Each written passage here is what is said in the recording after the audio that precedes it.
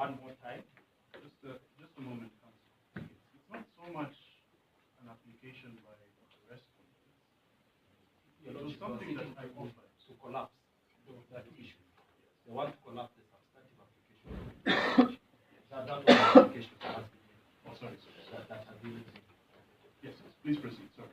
Yes, Your Lordship.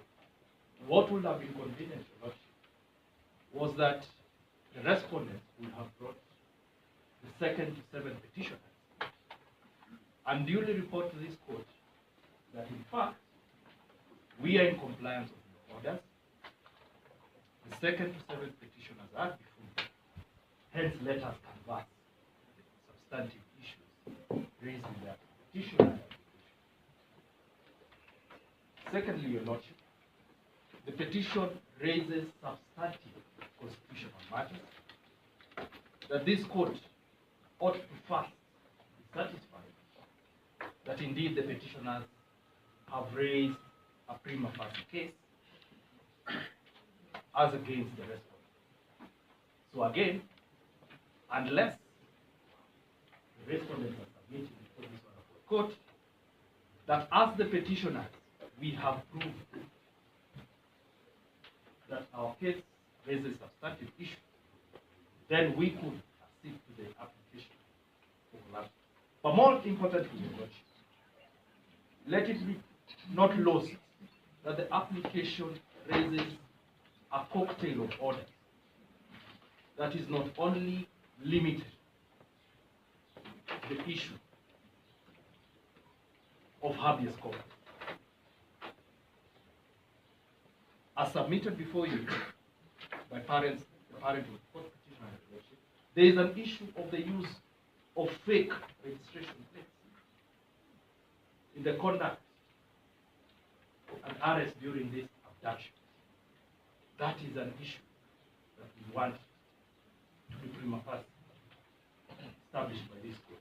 Not forgetting, Your Lordship, that under Order 7, you had directed the 8th respondent, that is the NTSA,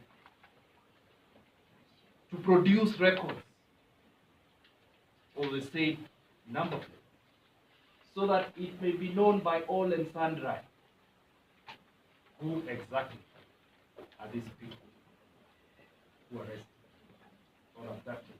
This is the second petition. Finally, Your Lordship, this application and petition was drafted on the 26th of December. I'd like to disclose that I was at the comfort of my village, hundreds of kilometers away. But exceptional circumstances, extraordinary times, call for extraordinary measures. It is not about our opinion, it is not about our diary, Your Lordship, it is about the substantive issues raised in the petition. Habeas corpus, which is the nature of within 24 hours. So we'll be seeking that you stick to our orders unless and until they are complied. Your Lordship. Yes, Mr. Manuel.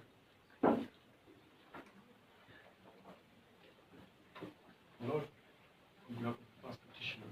Yes, my name is Kabata. And I want to re-emphasize what has been said by my colleagues, the petitioner as well as the interested parties. We are living interesting times.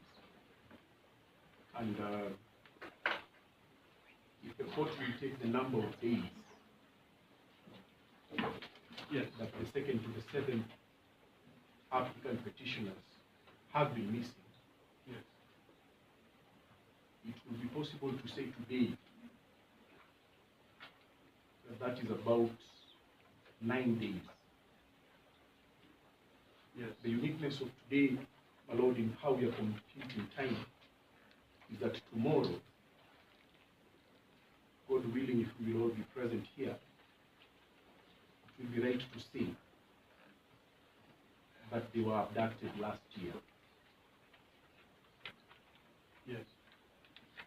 The application dispense the present application by my good friend Mr. Gogola. We lose the meaning of what the court has just cited In the interim, the court sits as an inquisitorial body to seek to find out certain aspects that will be important in the main petition. What the Law Society of Kenya is saying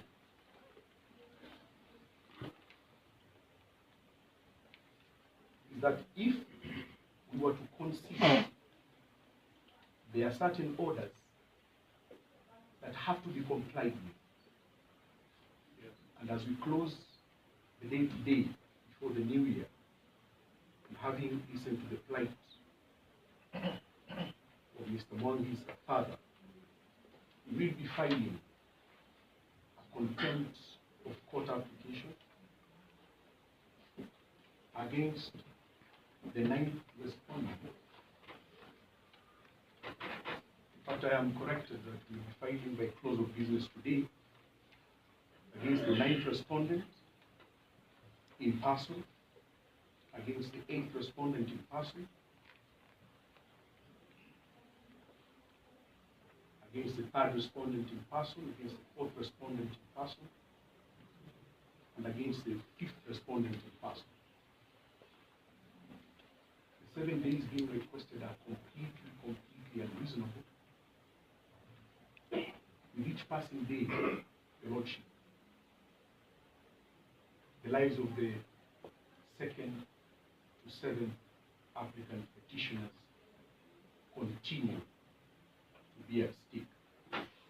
And if, my Lord, you would look at the constitutional placing of the prayers that we are seeking in the interim as a law society, yes, they are placed in a constitutional importance just before the right to life. This very court, Your Lordship, this very court, in fact seated in this very room, once arrested the questions that we are talking about on procedures of contempt when 3 innocent missing Kenyans were abducted in the same fashion and in the same style.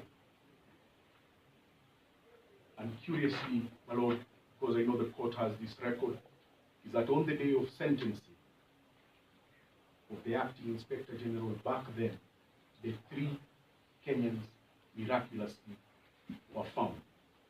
So I am moving the court that in its own power as an inquisitorial body, that it does not depart from its orders, and that on the 1st and 2nd order, that they be complied forthwith.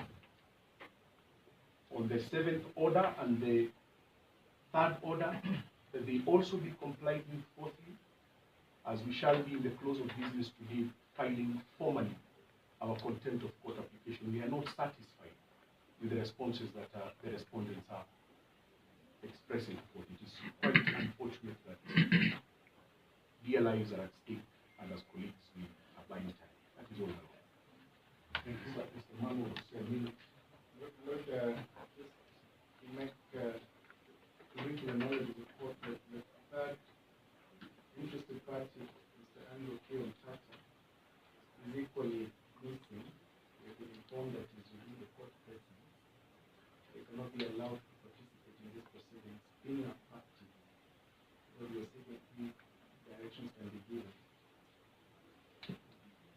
May I say something for the 9th and 10th interested party? Yes, absolutely. I'll be quite brief about it. My Lord, if the applicants had been arrested by the police for traffic